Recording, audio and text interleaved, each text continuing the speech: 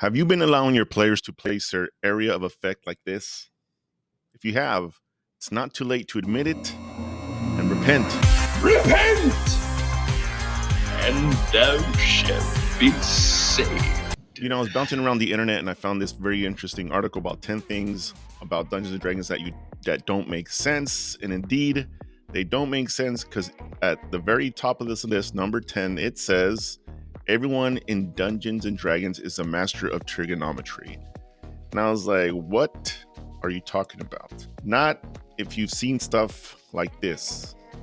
Clearly, the difference between what an actual area of a spell is versus what people try to make it clearly shows we are not mathematicians. Now, overall, I think it comes down to whether or not you want a more gritty game or do you want a more soft game, right? So a lot of people complain that 5th edition or the later editions of Dungeons and Dragons are a little softer and not as gritty as 1st edition. And by allowing some of this extended area effect, you need to decide where you think you stand on this list. Now, both in 5th edition and 5.5, they have this image of how the spells work in terms of their area of effect. Now, these are nice, but they're not really useful. And then if you look at Tales of the Valiant, which is essentially very similar to almost identical to 5th edition Dungeons and Dragons, they don't really help you by putting their area of effect image in their book, at least in terms of how to place those spells. Today, we're going to look at Thunderwave. It's a 15-foot cube that emits from yourself, and essentially you can cast it where you are at one of the faces of the cube, essentially. However, we're also going to focus on those spells that have that direct line of attack. Now, some of us play on a grid. I play on a grid. Maybe you don't play on a grid. But when you're playing on a grid, when you think about placing these spells down, this is typically how you might think of putting the spells down, right? They fit into the squares, everything's nice and uniform, and you have this exact measurement of area that's being covered by the spell. I would then argue that this is probably the best way to set your spell down, and you know that spell is covering 100% of those squares, and therefore that spell should be 100% effective in those squares. But I've also seen players do this. Now, this is also fine, as long as you understand, in my point of view, that everything in those squares is what's being affected, nothing else. But as I mentioned in my Twilight Hour video, people like to look at these and say essentially that they can cover more ground than they're supposed to. If you look at that blue shaded area, people now say that if you place the spells a certain way, you essentially increase the area of effect of the spell. This makes absolutely no sense. So if you want to do it this way, I want to say it's completely correct, but anybody in those or any enemy in those blue shaded areas should have some type of advantage against the spell because it should be less effective. It's not covering that full space area that a spell should normally do.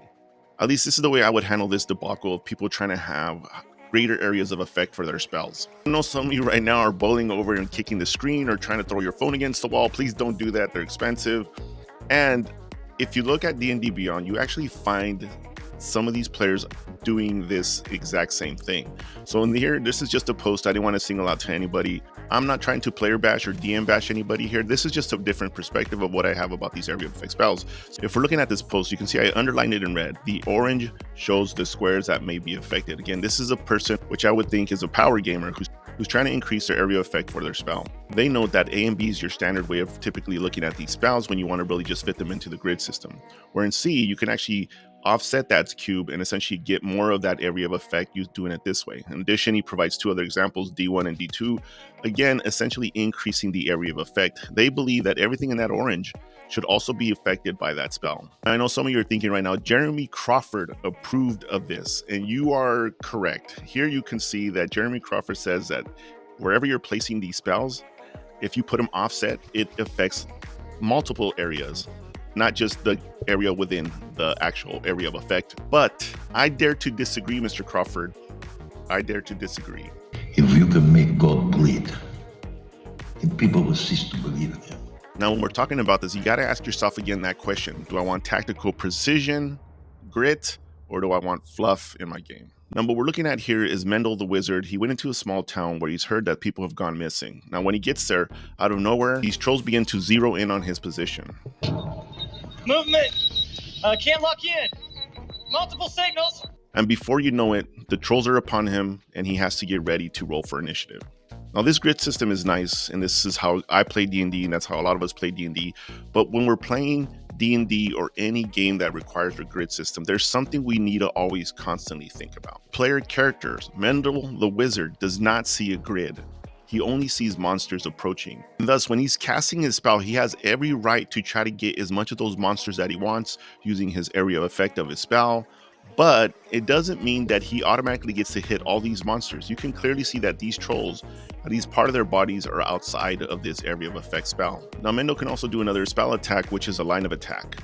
And in this scenario, you can see he's going to put it right on the line where he's going to be able to essentially hit both of the trolls. However, he's still unable to fully attack those monsters. They are not within the full 100% effect of that spell.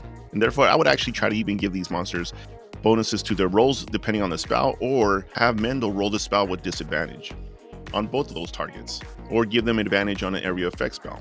I would also do that for the cube situation. Now again, I think it's really up to you. Do you want to have a tactical, precise game, more grit to your game, or do you want it to be fluff and let your players kill a lot more things a lot easier? I think the best way to resolve this is getting an item that essentially allows you to place the spells on your floor, on the mat of the battle, anywhere you want, and I would recommend one of these here. Now you can, if you do a quick search on Google, you can find there's tons of different varieties. You can see essentially I have the one that's at the bottom here called the D&D spell template, although I think I got it from Amazon. I didn't get it from there. Now, the thing about these placers, this tells you precisely where the spell is going to take an effect. Then, if you keep in mind that this, in order for the spell to have 100% effectiveness, those monsters have to fit inside these area of effects. And so therefore, when you're placing these down in a grid system, you can easily put it exactly where the spell is going to be, and you can put it anywhere. So keep in mind when you're casting a spell and you're using some type of area and effect, there is no grid system in reality. And so therefore, using these wheels here is actually a better representation of what actual combat would look like in real life, if you will. Now, something that I noticed many moons ago and people I think largely ignored is that if you look at Xanthar's Guide to Everything, they actually have a method for you to correctly use your area of effect. Now, I'm not going to go through this in detail, but you can see in this diagram, they use D6s to essentially cover the area of effect for that spell, and showing you rather than increasing your area of effect for that spell, you only get a certain number of dice in this image. And then in order for you to place it down on the battle map, you have to adjust those dice to encompass only those specific cubes. Now, in the example on the top right, those are two methods of using a cone spell. You can see that the dice are irregularly shaped on the left, and then on the right, it kind of has this nice more fanning situation. I'm not trying to piss off anybody, and I realize everybody runs their own game their own way. But again, it's about whether or not you want a tactical precision game with some grit, or how much fluff you want to give to your players. If you want your game to be a little grittier, I would recommend using precise mechanisms when you're casting these spells. But what I really like about this is I think it tells you Jeremy Crawford's perspective sometimes. And I've noticed this on some of his posts when Baldur's Gate 3 was coming out and how he was relating that to tabletop role-playing games and playing D&D. I think Jeremy Crawford, in essence, is a power gamer, but I also think he tries to be very strict about the rules. And I think case in point, by allowing people to spread the area of effect of a spell from a cube and then it touch into the other squares, this is the power gamer's tactic. Because the area of effect of that square, remember, we're supposed to be trigonometry experts, the area of that square does not increase just by simply tilting that square.